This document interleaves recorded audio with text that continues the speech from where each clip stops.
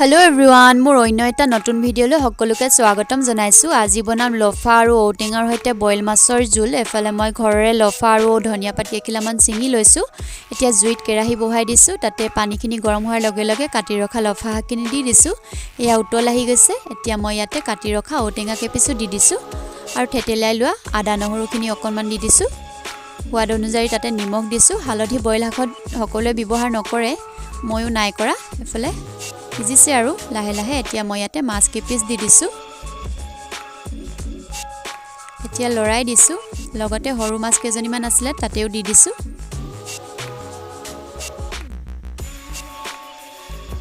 এতিয়া একেবাৰে লাষ্টত মই ধনিয়া পাত দি দিছো। এয়া সিজি গৈছে আৰু আমাৰ বইল শাকৰ আঞ্জাখন।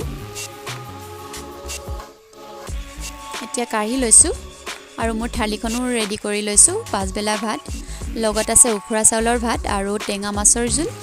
আপোনালোকে এনেদৰে খাই চাবচোন, ভাল লাগে।